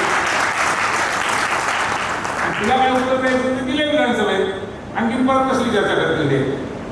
आता त्यांच्या कार्यकर्त्याबरोबर तुझी चर्चा करायची हिंमत नाही, कसलं नेत्यांबरोबर चर्चा करायचं का मागतो तू? लागला मला त्यांच्याबरोबर चर्चा करायला हवी. मग मी त्यांना उत्तर दिलं, म्हटलं कोर्टाच्या निकालाबद्दल बोलतोय भाऊ. आणि कोर्टात असं नसतं की तुकाराम गेला घटस्फोट मागायला तर न्यायालय असं म्हणत नाही तुकाराम भाऊ तुमचा काही मी घटस्फोट मंजूर करत नाही, पण विजयरावांना देऊन टाकतो. असं नसतंय. तुकारामचं काय करायचं ते बोला, हो का नाही? माझ्याशी वाद घालायला चर्चा करायला या. Despite this declaration of law and general observations come declaration as a direction issued to all states on the subject matter, the legislature of the state of Maharashtra did not take a look at the existing provisions which fall of the law declared by the constitutional bench of this court in 2010. 2010 साली जो निकाल दिलेला आहे त्या निकालाचं पालन झालेलं नाही आणि म्हणून सुप्रीम कोर्ट पुढे सांगतं की आम्ही हा निकाल जो देतोय तो सुप्रीम कोर्टाला जे विशेष अधिकार आहेत. भारतीय राज्यघटनेचं कलम 142 तुम्ही घरी गेल्यावर जरा वाचून पहा. त्या कलम 142 मध्ये असं म्हटलेलं आहे की सुप्रीम कोर्टाला विशेष अधिकार देण्यात आलेले आहेत. आणि 142 खाली जेव्हा निकाल येतो कुठलाही तेव्हा तो सगळ्या देशावर लागू होतो. तसा हा निकाल 143 खाली दिलेला निकाल आहे, त्यामुळे तो सगळ्या भारताला लागू आहे. आता उत्तर प्रदेशमध्ये, मध्य प्रदेशमध्ये, गुजरातमध्ये, कर्नाटकमध्ये जिथे भाजपची सरकार आहे ते सुरू झालंय. तिकडे लोक बोलावत आहेत आम्हाला, तुम्ही या सांगा आम्हाला काय चाललंय ते. आता ओबीसी जागा होतोय. मित्र मला याचा आनंद वाटतो की मी खुदच तुमच्या परिषदेच्या मीटिंगमध्ये आणि इतरही कार्यक्रमांमध्ये तुम्हाला फटकारतो, प्रेमाने फटकारतो. पण एक सांगितलं पाहिजे की गेल्या महिन्याभरामध्ये जी मांडणी आपण करतोय त्याला जो प्रचंड प्रतिसाद मिळतोय. उत्तम कांबळे सर, रावसाहेब कसबे सर, मी आयुष्यात एवढा प्रतिसाद पाहिला नव्हता. तरुण मुलं, तरुण मुली ट्विटरवर, फेसबुकवर, व्हॉट्सॲपवर ज्या प्रकारचा प्रतिसाद देत आहेत. परवा मला एका संपादकाने दाखवून दिलं, मला माहीत नव्हतं, मी त्या पद्धतीने वाचलं नव्हतं किंवा आकडेवारी बघितली नव्हती कारण त्याचं प्रशिक्षणच नाही आपलं. पण या 20 दिवसामध्ये प्रत्येक 28 दिवसामध्ये बाबू 1.5 कोटी तरुण मुलांनी आणि मुलींनी माझ्या पोस्टला सपोर्ट केलेला आहे. 1.5 कोटी.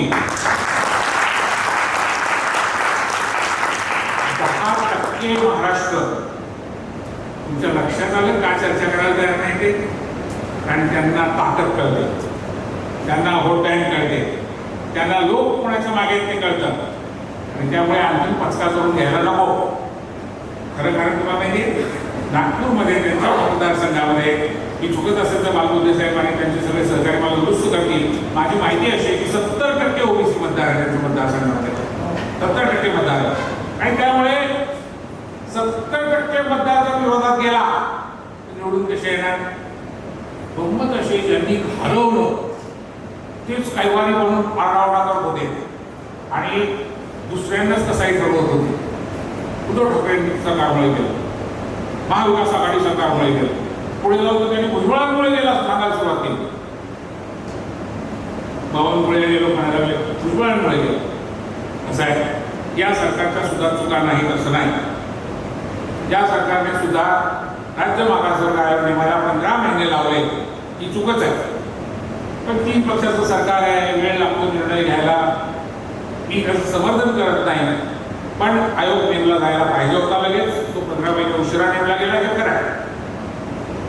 दुसरं असं आहे, आता करोना आहे आणि जवळजवळ 1.5 वर्ष आपण करोनाबद्दल चालू आहे आणि त्यामुळे त्या सगळ्या संकटामध्ये आपण आहोत. अशा काळामध्ये त्या आयोगाला सुद्धा पाहणीचं काम करता आलं नसतं. तरी आता राज्य आयोगाने काम सुरू केलंय आणि 3 पातळ्यांवर आपण कामं केली आहेत. पहिलं काम म्हणजे सुप्रीम कोर्टामध्ये आपण गेलो राज्य सरकार म्हणून. भुजबळ साहेबांचं त्याच्यामध्ये फार महत्त्वाचं स्थान राहिलं. ती याचिका जिल्हाधिकारी सर नाशिकमध्ये साहेब भावे आणि बाकी सगळ्या आपल्या वकील मित्रांनी ड्राफ्ट केली आणि ती सादर केली आपण. कारण 19 तारखेला मतदान होणार होतं 5 जिल्हा परिषदांमध्ये आणि निवडणूक आयोग म्हणे की आम्ही घेणारच. सरकारने सांगितलं तर ते ऐकायला तयार नव्हते. म्हणून सुप्रीम कोर्टात आपण गेलो आणि सुप्रीम कोर्टात पहिला विजय मिळाला तो असा, सुप्रीम कोर्टाने सांगितलं 15 दिवसात या असं आम्ही म्हणलो होतो, पण आता आम्ही असं सांगतो परिस्थिती बघून निर्णय घ्या. म्हणजेच निवडणूक आयोगाला स्वातंत्र्य दिलं आणि म्हणून त्या निवडणुका आता पुढे ढकलल्या. पण पुढे ढकलल्या म्हणजे काय पुढे गेले तसं नाही, त्या आज नाही उद्या होतील. दुसरं आपण आणखी एक याचिका तयार केली, ती लवकर दाखल होणार आहे. त्याच्यामध्ये आपण सुप्रीम कोर्टाला विनंती करतो आहोत की केंद्र सरकारकडे जो मोदीकडे डाटा आहे ती काही त्यांची खाजगी संपत्ती नाही आहे. 4,000 कोटी रुपये खर्च झालेला आहे त्याच्यासाठी. 4,000 कोटी ती जनगणना करण्यासाठी. ते पैसे वाया जाऊ नयेत, ती आकडेवारी आमची आहे आणि ती दिली पाहिजे. सुप्रीम कोर्टाला आपण म्हणतोय की तुम्ही आदेश द्या राज्य सरकारला द्या म्हणून. 12 राज्यांनी मागितली होती, हे देतच नाही, कारण पण सांगत नाही. आपले ओबीसी सुद्धा असे भारी बरं का. मला वाटतं ते का देत नसतील बरं? ते का देत नाही ते तुम्हालाच विचारणार, त्यांना विचारा की. आणि अध्यादेशात काय म्हटलं? लोकसंख्येच्या प्रमाणात आरक्षण. ते वाचता कळून मग तुम्हाला देवेंद्र फडणवीसांचा, आणि लोकसंख्या दिलीच नाही, लोकसंख्या सांगितलीच नाही. कशासाठी केलं आरक्षण? आता ते का देत नाही? मोदी का डाटा देत नाही? खरं तर त्यांना ओबीसींना शिक्षणापासून वंचित ठेवायचं आहे, आरोग्यापासून वंचित ठेवायचं आहे. त्यांनी ओबीसीला गुलाम ठेवायचाच कार्यक्रम चालवलेला आहे. ओबीसीला घरं मिळता कामा नयेत, नोकऱ्या मिळता कामा नयेत, ते कायम आपल्या उंगळीने पाणी प्यायले पाहिजे, ते स्वतंत्रच होता कामा नयेत. आणि सगळ्यात गंमत काय माहिती आहे? भारतीय जनता पक्षाचं सगळ्यात जास्त मतदार ओबीसी आहे आणि त्या ओबीसीचीच कत्तल करण्याचा कार्यक्रम त्यांनी चालवला आहे. मला सांगा, तुमच्या एवढे उदार लोक जगात दुसरे असतील का? जे आपली मान कापतात त्यांनाच आम्ही मत देणार. काही झालं तरी आम्ही त्यांनाच जयजयकार करणार, त्यांनाच डोक्यावर घेणार. अहो, मी तुमच्या समोर वाचून दाखवतो. मला माहिती वेळ खूप झालाय आणि खरं म्हणजे पुढचाही आपल्याला कार्यक्रम आहे, जेवण आहे. हा जो जनगणनेचा कार्यक्रम आपण सुमित भाऊंनी मांडला आणि भुजबळ साहेबांनी 100 खासदारांचं त्यावेळेला लॉबिंग केलं होतं आणि रावसाहेब कसबे फार बरोबर म्हणाले. लालू प्रसाद यादवांचं आणि त्या दिल्लीतल्या कार्यक्रमाचं मी सूत्रसंचालन केलं होतं, तेव्हा मी ते पाहिलं आहे. लालू साहेब आणि बाकी सगळ्यांची इच्छा होती भुजबळ साहेबांनी देश पातळीवर यावं. तर इथे 100 खासदारांना एकत्र करण्याचं सोपं काम नव्हतं. त्यावेळेला हिंदू नावाच्या पेपरमध्ये मी एक लेख लिहिला होता, क्लास इज द इश्यू. तो लेख सुद्धा आतापर्यंत लाखो लोकांनी वाचला आहे इंग्लिशमधला. काय त्याच्यामधला मुद्दा होता? प्लॅनिंग कमिशनचा ज्याचे अध्यक्ष पदसिद्ध अध्यक्ष मनमोहन सिंग होते, कॉन्टेक सिंग आलूवालिया उपाध्यक्ष होते आणि शरद पवार साहेब, अर्जुन सिंग, ए के अँटनी, प्रणव मुखर्जी, पी चिदंबरम यांच्यासारखे सगळे ज्येष्ठ मंत्री त्याच्यामध्ये होते आणि होय मोदी सुद्धा होते। सर्व राज्यांचे मुख्यमंत्री हे डेव्हलपमेंट काउन्सिलचे, विकास परिषदेचे सदस्य असतात आणि म्हणून या ठरावावर मोदींची सुद्धा पाठिंब्याची सही आहे। काय ठराव आहे? व्हॉल्यूम नंबर 1 11व्या पंचवार्षिक योजनेचा रिपोर्ट, भारत सरकारचं प्रकाशन, पान number 118, other backward classes, population profile, ठराव number 6.111. The second backward classes commission headed by Indian Prasad Mandal, basing its calculation on the population recently. The second backward classes commission headed by Indian Prasad Mandal, basing its calculation on the census of 1931, estimated that OBC constituted 52% of the population. 52% 21च्या जनगणनेच्या आधारे. Recently, the National Sample Survey Office 61st round report on employment and unemployment situation among social groups in India gave an estimate of OBC constituting of 41% of the population. The National Sample Survey Office म्हणतं 41% आहे. State-wise, OBC-wise data on population as well as vital and demographic variables are not available, which are the main hurdle in the formulation of policies and programs for the development of other backward classes. मित्र, आरक्षण ही फार छोटी गोष्ट आहे. मोठी गोष्ट फार आहे पुढची ती आहे की ओबीसीच्या कल्याणाच्या, विकासाच्या, शिक्षणाच्या, घरांच्या, रोजगाराच्या, आरोग्याच्या योजना आखणं, धोरणं ठरवणं आणि त्याला निधी देणं, त्याला पैसा पुरवणं. जो पैसा ग्रामपंचायतीपर्यंत खाली आला पाहिजे केंद्राकडून, त्याच्यासाठी काय म्हटलं योजना आयोगाने ओबीसीची राज्यनिहाय नेमकी लोकसंख्या माहीत असली पाहिजे. ती नसेल तर तो फार मोठा अडथळा आहे. त्याच अहवालाच्या पान नंबर 120 वर आणखी स्पष्ट म्हटलं आहे, सोशल डेव्हलपमेंट ठराव number 6.128, like scheduled castes, scheduled tribes, minorities and persons with disabilities, there is an imperative need to carry out a census of OBCs now or in the next census, that is 2011. SC/ST ची, मायनॉरिटीची आणि अपंगांची जनगणना होते तशी ओबीसीची झाली पाहिजे आणि त्या 2011 मध्ये झाली पाहिजे. In the absence of exact assessment of their population size, काय काय आहे बघा मी, काय काय लोकसंख्येच्या आकडे, पॉप्युलेशन साइज, लिटरसी रेट, साक्षरता निरक्षरता, employment status in government, private and unorganised sector, सरकारी नोकरी, खाजगी नोकरी, असंघटित नोकरी, बेसिक सिव्हिक अम्युनिटीज म्हणजे घर, पिण्याचं पाणी आहे की नाही, चूल आहे, लाकूड वापरतात, कोळसा वापरतात, वीज वापरतात, गॅस वापरतात. थोडक्यात बाबासाहेब आंबेडकर जे शब्दात सांगायचं, बिजली, सडक, पाणी आहे की नाही, हेल्थ स्टेटस, आरोग्याचे, poverty status and human development and human poverty index. खूप मोठ्या गोष्टी आहेत मित्रांनो, याच्यावर बोलायचं तर कधीतरी परत तास दीड तास आपण बोलू. थोडक्यात तुम्हाला सांगतो, आपली ध्येय, आपली सूचना खूप पुढची आहे. आपण किरकोळ आरक्षणापुरतं हे मागत नाही आहोत, हे यात आहे आणि याच्यावर मोदींची सुद्धा सही आहे.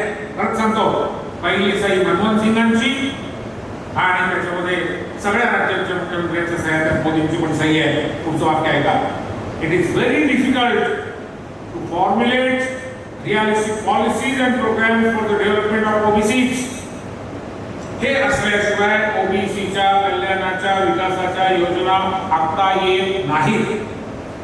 हा विषय आहे. कशासाठी जनगणना पाहिजे, कशासाठी ठराव मांडला होता समीर भाऊंनी, कशासाठी आपण 100 खासदारांना उज्ज्वल सेवांनी तयार केलं होतं. मित्रहो, विषय असा आहे की ओबीसीचं राजकारण पुढच्या काळामध्ये जर यशस्वी व्हायचं असेल तर रावसाहेबांनी फार चांगल्या शब्दात सांगितलं, एससी, एसटी आणि ओबीसी आणि मायनॉरिटी या देशात एकत्र आले, धक्का पलट होईल आहे. पॅराडाइम शिफ्ट, राजकारणाचे सूत्रच बदलून जातील आणि म्हणून आरएसएसनी डाव टाकला की या ओबीसीच्या 27% सुद्धा 3 तुकडे करायचे आणि रोहिणी आयोग नावाचा आयोग नेमला. त्या आयोगाला ही आकडेवारी दिली, जात निहाय आकडेवारी दिली. देवेंद्र फडणवीस म्हटले अलिबाग ते खोटं बोलतायत, ही आकडेवारी दिलेली नाही. चला, फडणवीस साहेब खरं बोलतात असं आपण मानू. प्रश्न असा आहे फडणवीस साहेब, त्या रोहिणी आयोगामध्ये नंबर 1 सदस्य कोण आहेत माहिती आहे? RGI, registrar general of India. सन्माननीय माननीय अतिमाननीय जोशी साहेब हे त्याचे सभासद आहेत. कशासाठी? आणि त्यांच्या ताब्यात आकडेवारी आहे.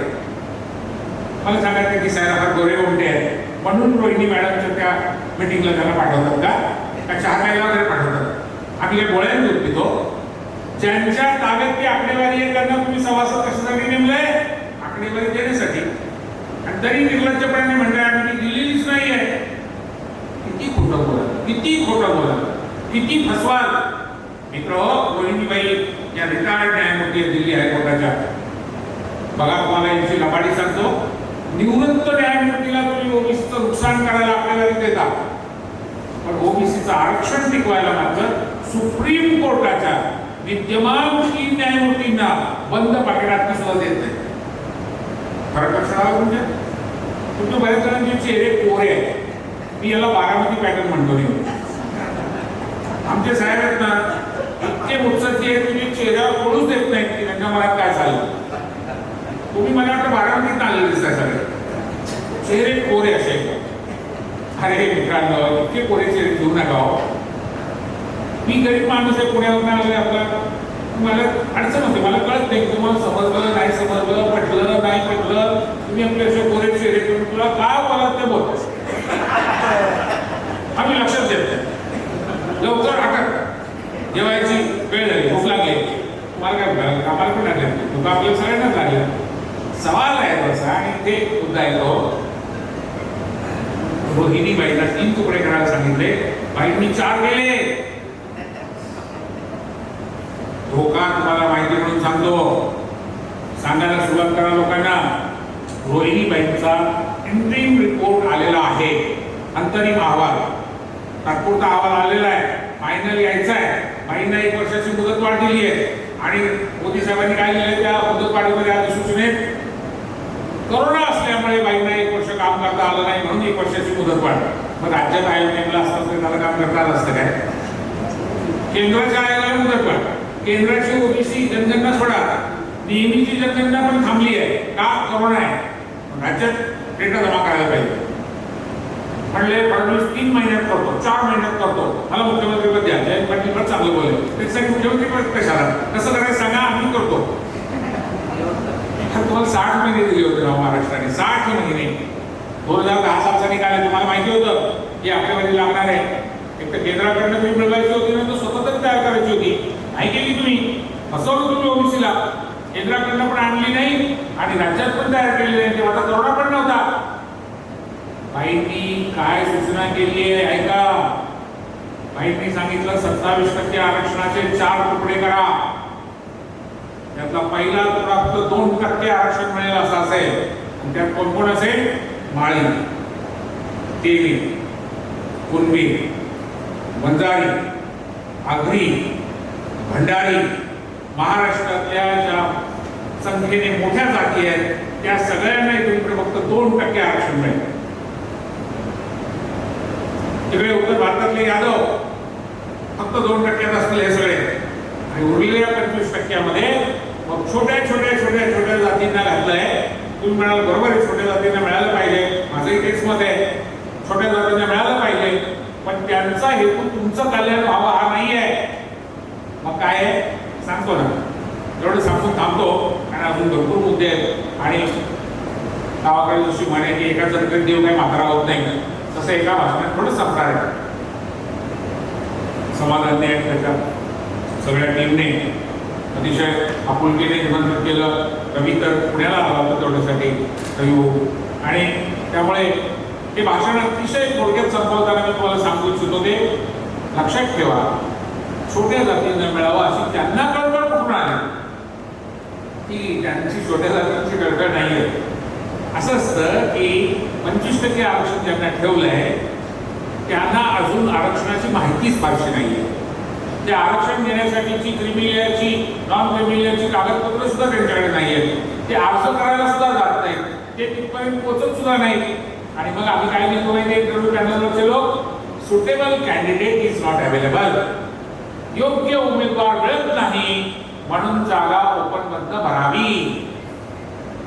कळत नाही. हेतू तुमच्या छोट्या लोकांचं कल्याण नाहीये. छोट्यांच्या नावावर जागा रिकामी ठेवायची आहे, उच्चवर्णीयांमधून भरायची आहे. Suitable candidate is not available. आणि इथं शेवटचा खुलासा करतो, ओबीसी जरी म्हणत असो आपण तर राजकीय आरक्षण फक्त ओबीसी साठी नाहीये. सगळे भटके विमुक्त, सगळे एसबीसी, कुमारी, माना, हे सगळे विदर्भातले आपले बांधव विशेष मागास प्रवर्गाचे. थोडक्यात सांगतो, शिक्षण आणि नोकरीमध्ये ओबीसीला 19% वेगळा आहे, भटक्या विमुक्तांना 11% अ ब कडक वेगळा आहे, एसबीसीला 2% वेगळा आहे. तसं ते 32% होतं. फक्त मेडिकल आणि इंजिनिअरिंगमध्ये लोक कोर्टात जातात. म्हणून आपल्या सरकारने सुद्धा, सरकार कुणाचं असं चतुरच असतं, कोर्टात कुणी जाऊ नये म्हणून मेडिकल इंजिनिअरिंगला 32% नाही बरं का, मेडिकल इंजिनिअरिंगला 30% आहे. 2% ओबीसी मधनं द्यावाच आहे. कारण 50च्या वर जाता कामा नये, कारण कुणी कोर्टात जाऊ नये. तिथं 50च, 30% भटके विमुक्त एसबीसी, ओबीसी म्हणजे ओबीसीला 17%. पण राजकीय आरक्षण मात्र ओबीसी, भटके विमुक्त आणि विशेष मागास प्रवर्ग तिघांना एकत्रित मिळवून आहे. एकाच मतदारसंघात तिघांना उभं राहावं लागतं, वेगळे मतदारसंघ नाही. त्यामुळे भटक्या विमुक्तांच्या काही लोक म्हटलं आपल्याला काय करायचं, ते ओबीसीचं काय गेलं तर गेलं, म्हणून तिकडं तुमचं पण गेलंय, एसबीसीचं पण गेलंय. 27% जे आहे ते 27 इथून पुढे तुम्हाला मिळणार नाहीये. रोहिणी आयोग लागू झाला की 2% मिळणार आहे. धनगर आणि अंगारी भटक्यात आहेत ना, आहेत ना बरोबर. महाराष्ट्रामध्ये 2% दिली फक्त. त्याच्यात माळी असतील, तेली असतील, आगरी असतील, भंडारी असतील, या सगळ्या मोठ्या जातीच्या संख्येने कुणबी सगळ्यात मोठी जात, या सगळ्या असतील त्याच्यामध्ये. मित्र हो, त्यांना तुम्हाला तुमची कत्तल करायची आहे. आणि म्हणून तुम्हाला सतत जागर राहण्याची गरज आहे. मित्र हो, असं म्हणायची पद्धत आहे की रात्र वैर्याची आहे.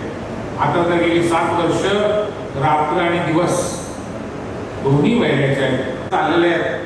म्हणून माझं शेवटचं वाक्य हे आहे, ओबीसी, भटके विमुक्त आणि विशेष मागास प्रवर्गीय यांच्या अंधश्रद्धा, यांचा अंध पाठिंबा आणि यांचा अज्ञान हे त्यांचं भांडवल आहे. म्हणून काय करायचं असं मला जेव्हा लोक विचारतात तेव्हा मी सांगतो की तुमच्या घरात तरी जागा करा, तुमच्या भावांना जागा करा, बहिणींना जागा करा, नातेवाईकांना जागा करा, आजूबाजूच्या लोकांना जागा करा. आणि जेव्हा हा एल्गार मोठा होईल आणि आपण सगळे एका आवाजात बोलायला लागू, त्यावेळेला राज्यकर्त्यांना त्याचा विचार असत ब असत ब असत करावा लागेल. मित्र हो, आता भुजबळ साहेबांच्या प्रयत्नाने सारथीला काही बळ देण्याचं काम सुरू झालंय. भुजबळ साहेबांच्या प्रयत्नाने इतर अनेक समस्या आपल्यासमोर आहेत, पण त्याच्याही संबंधामध्ये काही कामं चालू आहेत. मी आपला खूप जास्त वेळ घेतला. मी मागासपासून घड्याळापेक्षा 8 बघितलं, लक्षात आलं घड्याळ बंद पडलं.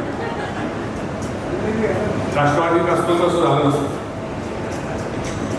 गंमत पडा मित्र हो, तुमचा खूप छान अशा पद्धतीने संवाद झाला असं मला वाटतं. वनवे टाकीत असलं तरी तुमचे आभार मानतो. आता जेव्हाची सुट्टी असेल त्याच्यानंतर उत्तम कांबळे साहेबांचं भाषण ऐकल्याशिवाय कुणीही जायचं नाही सगळ्यांनी. कारण हे तिघांची भाषणं एकत्रित पॅकेज आहे. एक तुम्हाला मेसेज इथून जाताना घेऊन जाता यावं, त्यामुळे तिन्ही ऐकल्याशिवाय ते पूर्ण नाही होणार. मी पुन्हा एकदा समाधान आणि त्याच्या सगळ्या टीमचे मनापासून आभार मानतो. तुमचे सगळ्यांचे आभार मानतो. धन्यवाद.